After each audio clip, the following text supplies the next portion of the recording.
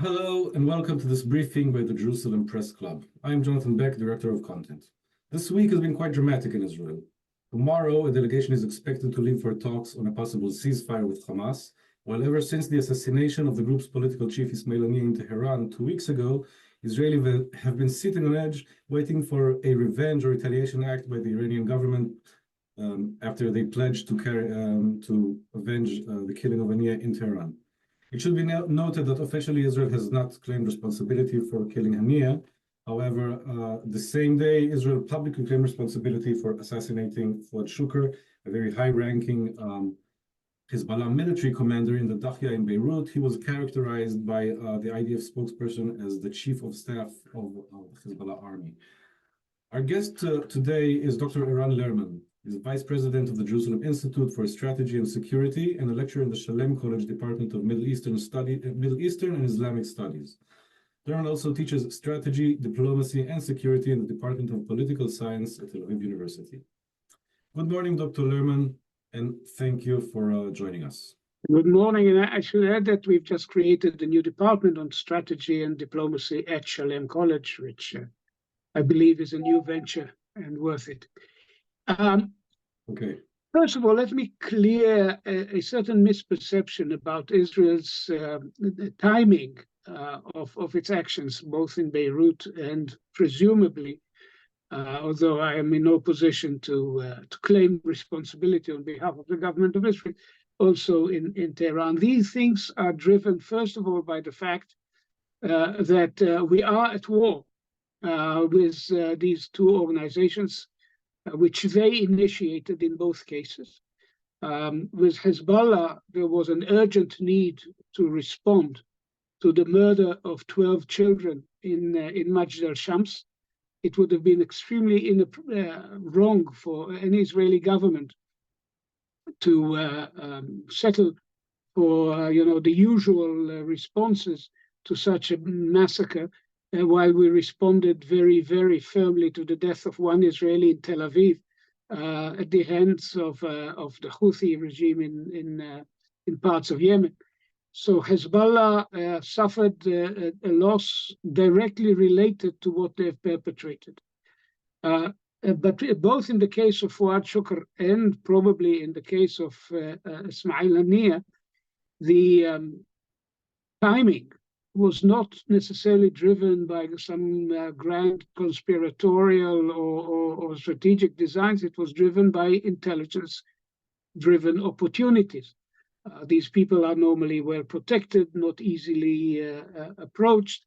And when a window of opportunity opens, given Israeli intelligence capabilities, I know we failed miserably on the 7th of October, but the IDF and the Israeli intelligence agencies still have some formidable capabilities.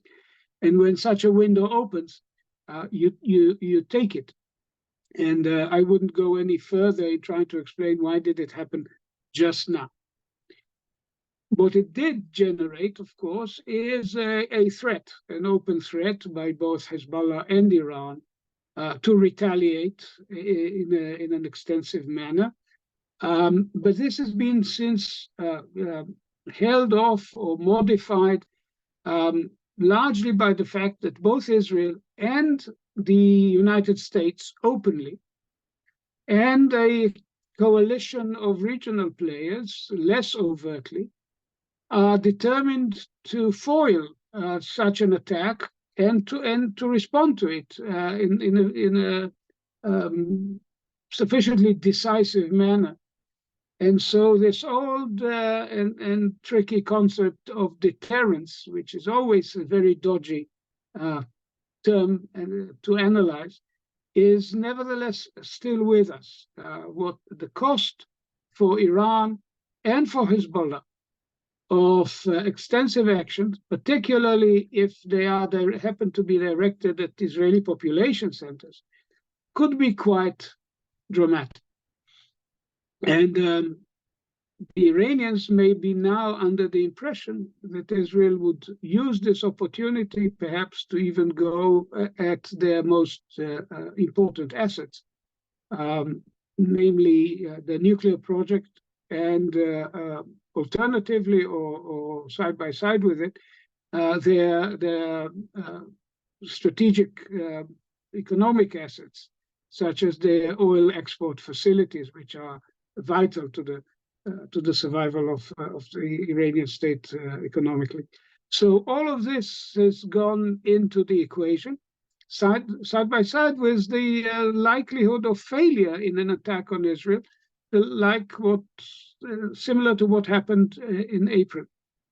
Put all of this together, and you get a very complex equation. Yes, Israelis live with a certain degree of tension, with a difficulty on planning 2 days ahead. Travel abroad has been seriously disrupted and so on. But at the end of the day, we also see the effects of a deterrent message from both Israel and the United States. One thing I should add, and on this question, I believe that the American administration has made actually a mistake by allowing Iran to insinuate itself and its potential attack on Israel into the equation in the forthcoming talks in Doha over the attempt to resolve the hostage issue. Because if the situation is that Iran would attack if the talks fail, then you've just given Yahya Sinwar the most dramatic incentive to take an impossible position at the negotiations so that they would fail. Blame would fall on Israel. The Americans would be at a disarray, and the Iranians would feel obliged to act, which is the one thing he has been urging them to do and begging them to do from the beginning. It is his dream and vision that Israel should find itself fighting on several fronts at once. So to insinuate the Iranians into this equation seems to me to have been a mistake. It's not a retrievable mistake at this stage, but it will require quite a high degree of sophistication to extricate ourselves from the situation that was created. And of course, the issues on the table in Doha are complicated enough as they are, and this does not make them any easier to resolve. Okay, thank you for this. But you're saying the U.S. has made a mistake. I mean, has the U.S. let Iran into the talks? I read this headline in the paper that Tehran today has made like this kind of linkage between its retaliatory attack and its ceasefire talks. And you know, if I were official Israel, I will not use a diplomatic language here, but I would say, you know, just bring it on. If you're gonna meddle here, we have jets at the ready. You saw what happened in Hudaydah. We can burn your oil fields. You're not gonna have enough blankets to put them out. So, I mean, this is a completely artificial linkage. This is like Iran saying we actually represent the Palestinians. So if it's like that, they should send their own delegation to Doha. I mean, has Israel and the U.S. kind of listened to this demand, or okay, so they said so. So what? I mean, well, they actually official position. They actually mentioned the possibility of sending a delegation. Israel made it very clear that this would be an intolerable interference. But when the president of the United States says, it is my expectation that if there is a breakthrough in the talks, the Iranians will hold off their attack, then he has acceded to this linkage, which, as I say, I think, complicates an already extremely complicated situation. Okay, speaking of deterrence, which you know, we have an almost permanent guest speaker here at the JPC, Dr. Al-Fulata. He thinks it's a non-existent term. He thinks basically our enemies are opportunists, and they're looking for opportunities to strike us when they come, and they don't really think about the consequences. So we know Iran is like upset at the assassination of Haniyeh, but isn't the real message the strike on the Hudaydah port, which, as far as I know, I don't know if they put the fire out. That's quite a headache for the Houthis. Well, from what I've seen, the oil importing facilities at Hodeidah have been put out for the intermediate future. So yes, it is. There is a deterrence is a very tricky term. I agree. It is essentially a psychological condition. It is not a physical thing. It's something that happens in the mind of someone. And I think we should distinguish between two layers and two levels of deterrence. Strategic deterrence, in which you come to the conclusion that what you have been hoping to do is simply impossible, and you have to basically change the way you're thinking about a fundamental issue. For example, the understanding in Egypt, which seeped in after 1967, that the idea of destroying Israel should be taken off the table, and you can discuss why they went to the 1973 war, but shortly afterwards, in 4 years, is nothing in political terms. Sadat was in Jerusalem, conceding that the goal of destroying Israel has been taken off the table for Egypt. Essentially, there is an element of deterrence in terms of cost and benefit analysis. But there's also a much more minor level in which somebody remains committed to a goal like Israel's destruction.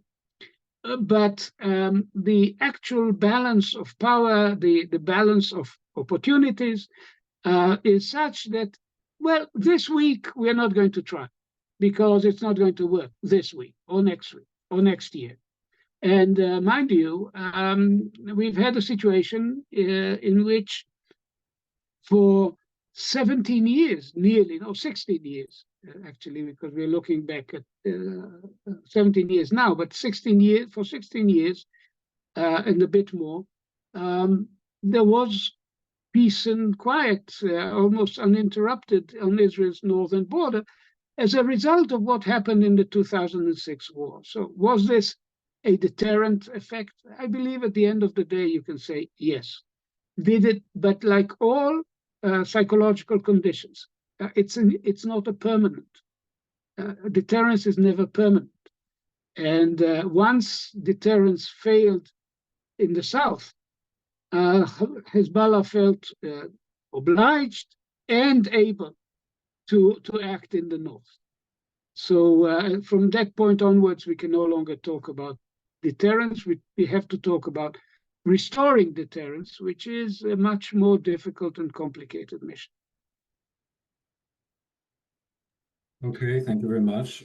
Let's move a second closer to home to the Gaza front. You mentioned earlier that for Sinwar, this multi-front war was kind of his dream on October 7 when the war started to engage Israel on all fronts. Now, I know that the residents of the southern communities, some of them, like Mefarsim, have been told to return, and they're afraid to return. They're saying the trauma is ongoing and the fighting is ongoing. But effectively, from a military perspective, you can say that Gaza is no longer a threat in the sense of the rockets, right? I mean, that's kind of been neutralized in that sense. Is that correct to say, or am I being too optimistic here?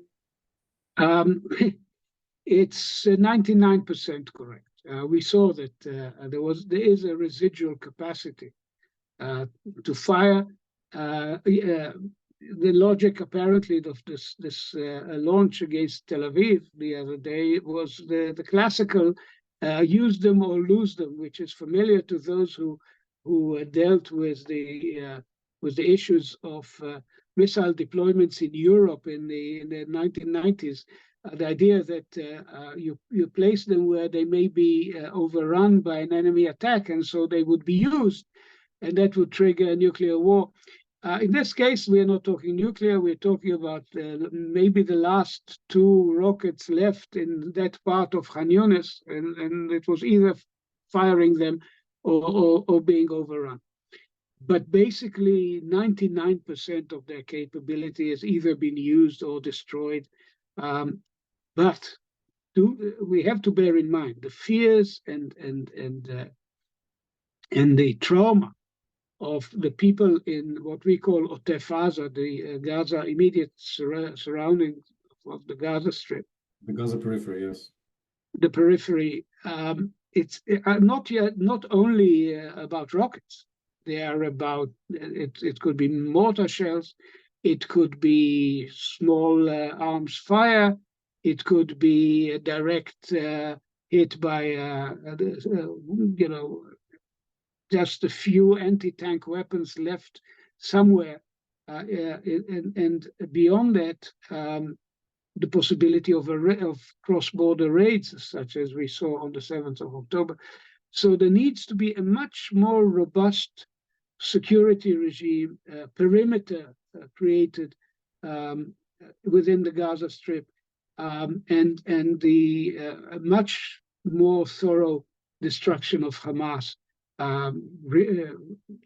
residual capabilities, which is ongoing, and they're suffering heavy losses, but they're not. It's not finished yet, I understand the reluctance of people to return or to bring back their children to these situations.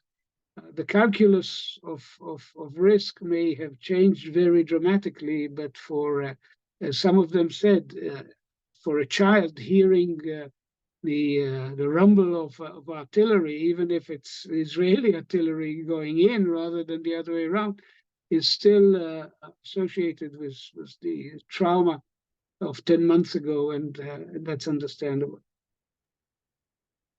This is, of course, understood why the population doesn't go. Now, several months ago, there was talk, about why is the government not speaking about the day after in Gaza, who is going to rule Gaza, etc. So while it is probably too early for the residents to return to the Gaza periphery communities, I think maybe today, at this stage, with Hania out of the picture and everything that's going on, like the Philadelphia corridor blocked, etc., are we not at that point where Israel should start seriously considering the day after? I mean, we know Hamas is an idea, is all ideas, Care Bears are an idea. Ideas, by their definition, cannot be destroyed. But Hamas can be destroyed as a fighting force, and in its nature as a terror organization, it fights. It should be replaced as the government. It fights beyond the normal army would surrender. So there comes a point where you need. You're bursting through a wide open door in this respect, because while I can understand many of Israel's decisions, this is something that I find very difficult to fathom and to understand, this reluctance to deal systematically with the day after. I'm not neutral on this matter. I was involved together with serious American colleagues such as General Keith Dayton, who's been involved with Palestinian security forces in the past, Ambassador Jim Jeffrey, my Jerusalem College colleague who teaches with me at Shalem College, Bob Silverman, and others. We've been urging the government and the United States government now for the better part of these 10 months to adopt a concept and a specific plan for the introduction of a multinational authority, not a UN authorized monstrosity, because we know this would not work, but a multinational authority backed by an international contact group with Israel, Egypt, and others sitting in on it, that would manage the transition, the long and painful transition of Gaza from its present state of ruin to a better future. And that better future cannot include Hamas. And at least at this stage, if it relies on the Palestinian Authority to deliver, it's basically, it would set them up for failure, regardless of what you ideologically think about their role or their purpose. They are simply from all that we know as to what's happening in the West Bank, in Ramallah itself, they are barely capable of managing the situation, let alone taking care of the extreme complexity of Gaza today.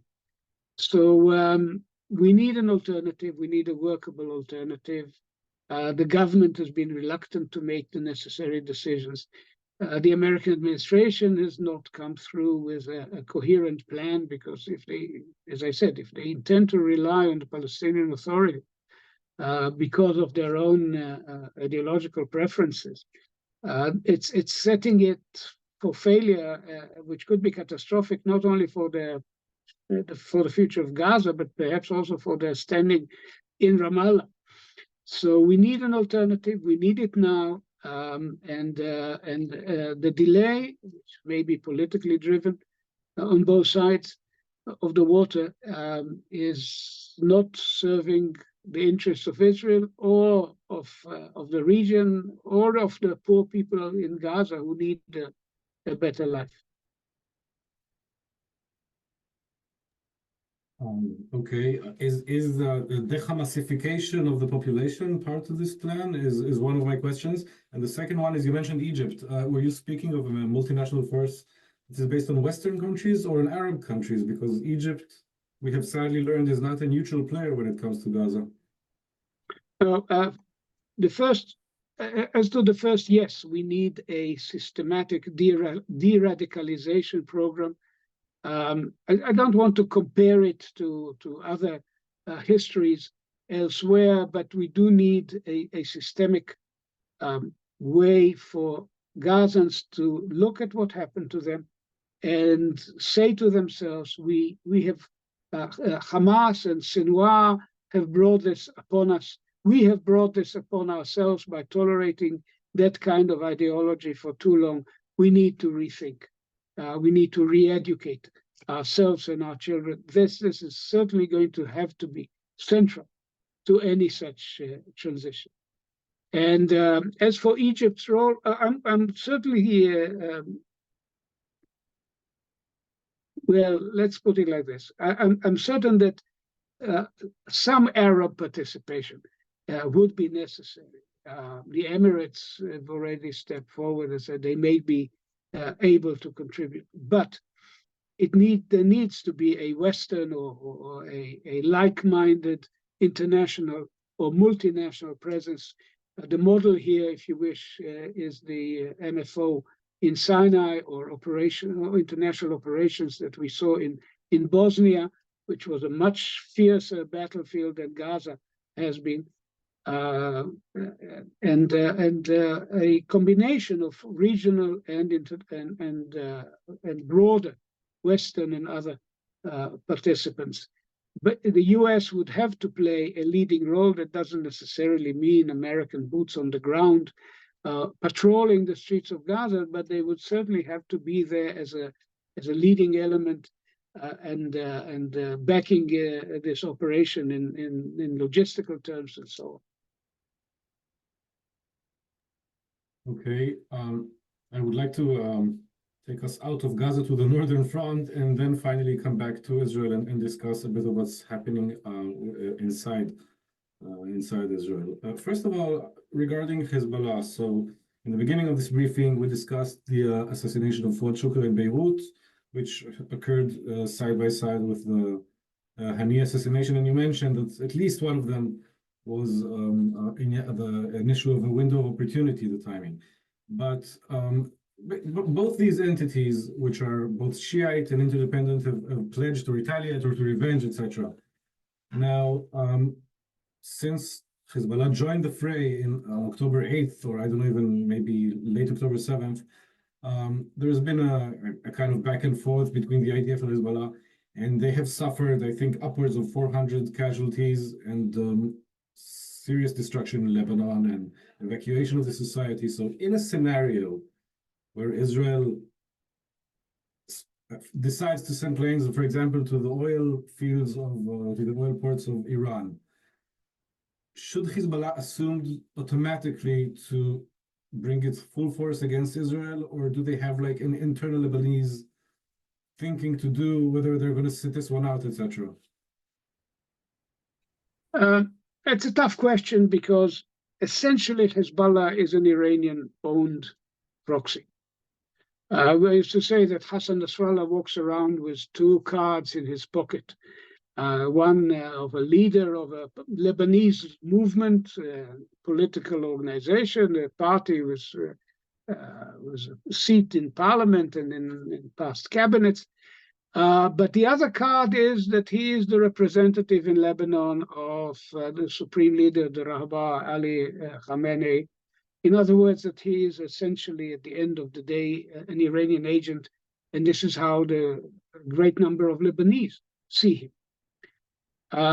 Which means that in all likelihood, if Israel acts against the Iranian nuclear project, if the United States acts and the international community act against the Iranian nuclear project, if we act against other aspects of Iranian infrastructure in retaliation for a massive attack on Israel, the likelihood that he would disobey an order from Tehran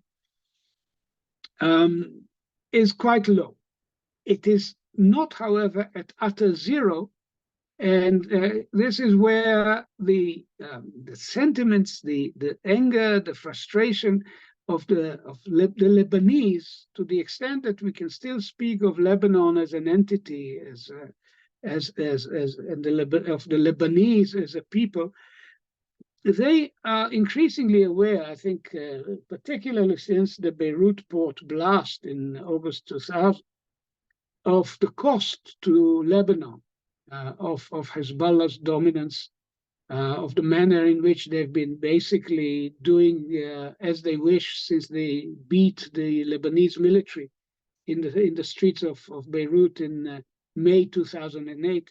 Hezbollah has been the dominant player in Lebanon at the cost of the quality of life, of the future, of the most elementary sense of well-being for the majority of Lebanese. And the pressure will be on on them quite clearly. I saw a nice little cartoon the other day in which Hassan Nasrallah was making a drone from the branches of the Lebanese cedar tree, the symbol of Lebanon. In other words, that he's cut Lebanon to pieces in order to service the campaign, Iranian-driven campaign, which serves no Lebanese interest whatsoever against Israel. I mean, even the fiction that they're defending some Lebanese territory, every Lebanese knows that this is nonsense. And Israel readily conceded on the maritime issue. It will probably be willing to make some minor amends if this facilitates an agreement on the demarcation of the border here and there, a few meters one way or the other. But at the end of the day, there is no Lebanese interest whatsoever served by Hezbollah's war. It is strictly done at the behest and on behalf of the Iranians. And this growing sense of anger and frustration may just be what could hold Hezbollah's hand. And here the calculus of deterrence works like this. If we go all out against Israel and Israel goes all out against Hezbollah, it may be a very bitter and bloody war, but at the end, Hezbollah would be so deeply reduced that the Lebanese, which have accounts to settle with it, think of just the Sunni population still livid over the willingness of Hezbollah to help Assad butcher the Sunni population of Syria. There will be many, many Lebanese with accounts to settle, and that could serve as a deterrent. If Israel is very clear that the outcome of the war will not be the half measures we took in 2006, but a much more thorough degrading of Hezbollah capabilities. That is where the calculus of deterrence may actually work. In that case, by the way, Hezbollah will tell the Iranians in advance, don't ask us to do what would bring about our destruction. We need to live and fight another day. Okay, thank you very much for this. We're almost out of time, so I want to ask a last question. It's going to be a bit of a complicated question regarding the North. So we know that both sides are not really in the interest of going into let's call it high intensity war in the north of Israel. But we do have a situation of the evacuees. Now, I would like to ask you a general question about the way the Israeli government is conducting all its wars, essentially. In parentheses, I want you to refer to the bickering between the prime minister and his defense minister a couple of days ago, just at this time, before the delegation to Doha after the Iranian threats. But also, I want to ask you about the fact that our education minister, who is not, I think, privy to the deepest security, discussions, he says, with no high-intensity war in the north, the people will not return. So we have a minister in the government calling for like all-out war with Hezbollah. And 2 days ago, we had the defense minister saying the idea of a total victory against Hamas is a fiction. Can you tell us, can you make it sound nicer for us, like how this all reflects on our enemies and all the wars going around, etc.? I wish I could make it sound nicer. This bickering, these deeply troubling internal divisions, which are cutting into the fiber of our decision-making process. The whole thing is quite unprecedented. It is not, let's say, it's not a very impressive performance at the highest level. The tensions, the personal bickering. We've had, situations in our history of disagreement. Military commanders came to Ben Gurion in 1948 and then had some bitter things to say. And the IDF High Command came to Levi Eshkol in the days preceding the Six-Day War with a very aggressive message. This time it's sort of sorts out the other way around. The military and the Minister of Defense sound more, let's say, inclined to go for a deal, a hostage deal, whereas there are other voices opposing it. Netanyahu historically has been a very reluctant warrior, not a man who goes to an all-out war without second and third thoughts. This is what held his hand in Gaza for many years. And he is the one who took the decision in the early days of this present war not to launch an attack, an intelligence-driven attack in Lebanon that may have caused Hezbollah serious damage without going into details, but would have broadened the scope of the war considerably. And he made that decision, by the way, against the opinion of the military at the time. And now the tables have turned on Gaza, but I don't think he is eager to go to Lebanon unless we have no choice. The problem is we may have no choice down the road unless the negotiations led by Amos Hochstein, the American mediator, and by the French do produce a Hezbollah withdrawal, a verifiable and truly enforced withdrawal, not the farce we had with UNIFIL since 2006. Something much more formidable. If it does happen, then we can resolve this and allow the evacuees to return without war. Otherwise, down the road at some point, a war looks increasingly inevitable. The president of our institute, Feynman Bar, has just recently suggested that escalation is not always a bad thing. Sometimes it's the better choice. If otherwise you face an interminable war of attrition. So that may happen. It is not a foregone conclusion. it is more likely than not that at some point in the coming months we would be drawn into an all-out war in Lebanon, but it is not inevitable, and it could be prevented if the present diplomatic effort succeeds. Okay, a really final question before we finish in that context. Setting aside, how realistic it is, the goal of a war against Hamas is to destroy Hamas, or at least destroy its military capabilities. If Israel does go out to all-out war with Hezbollah, which is a larger army trained against the civil war in Syria and against ISIS in the past few years, destruction of Hezbollah would not, from the outset, would not be a goal of the war, correct?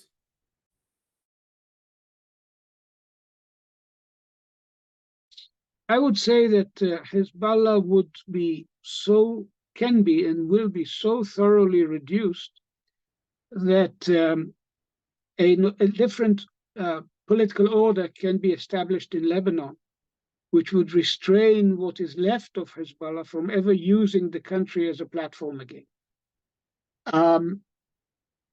We should not imagine this as a repeat of the half-hearted efforts of the IDF in 2006, which, there was no major ground incursion until the very last couple of days. This will be a very different kind of war. While the IDF, I think, honestly neglected its offensive plans vis-a-vis Gaza and had to reinvent itself, by the way, quite successfully in terms of, in sheer military terms, a campaign in these conditions, a highly dense urban area against a large guerrilla organization, well-armed guerrilla organization, with a ratio of losses in battle at more or less 50 to 1 in our favor. That's an impressive record in Gaza. And the war that the IDF has been planning in detail and training for systemically over the years has been the war with Hezbollah, all the way, and including exercising in a foreign country in landscapes similar to that of the High Lebanon. This is not going to be the kind of hesitant action that we saw 17 years ago. It's going to be much more extensive, it will go much deeper, much faster, and would do Hezbollah some very, very serious damage. The rest would be left to a new Lebanese political order that would emerge as a result. This is where Lebanon is different from Gaza. In Gaza, we are dealing, currently at least, with a total vacuum that would need years to fill and rebuild. In Lebanon, there are significant alternative forces, and they would be there the day after to make sure that Iran can never again use Lebanon as a launching pad. Okay, thank you very much for this briefing, Dr. Lerman, and all the information. I hope this was useful under the circumstances. We're running really over time. I really have a tiny question that I would like to ask. We heard today on the radio, we heard about the use of a drone in over Tubas in the West Bank. Is this a new stage in the fighting against Hamas in the West Bank, the use of air power? Because there have been strikes, airstrikes, aircraft, and unmanned craft strikes against specific terror targets in the West Bank for some time now. Clearly, the technology involved, the immediate closing of what we call a sensor-to-shooter cycle is greatly facilitated when you're using airborne assets. This has, of course, also been a major aspect of the war in Gaza. This is one of the reasons that the naysayers that said the IDF is going to fail in Gaza were often people who fought in past wars which were two-dimensional. But the IDF now fights in a three-dimensional manner, with eyes in the sky and arms in the sky at all times. And it can be brought to bear also on terror groups trying to bring the war to the West Bank. Hamas wanted the West Bank to erupt as a fully, as a bloody front. To a large extent, they have failed. There's been an intense and aggressive campaign by the IDF to foil in advance any such attempt. But from time to time, there are people already with arms in the car on their way to murder, and the quickest way to deal with them is airborne, whether a manned or an unmanned platform striking. Okay, I understand. I don't know why they said it was the first time, but that's what they said on the radio. It may have been the first time that a specific system was used, but generally there have been airborne strikes for the last few months. I understand. Okay, thank you for this very much, Dr. Lerman. This briefing, like other briefings, will later today go up on our YouTube website, and it will be open for members. And I would like to just thank Matthias Sakal, my colleague, who produced this webinar and made it possible. Thank you very much, and thank you for your time again. Thank you. Thank you for having me.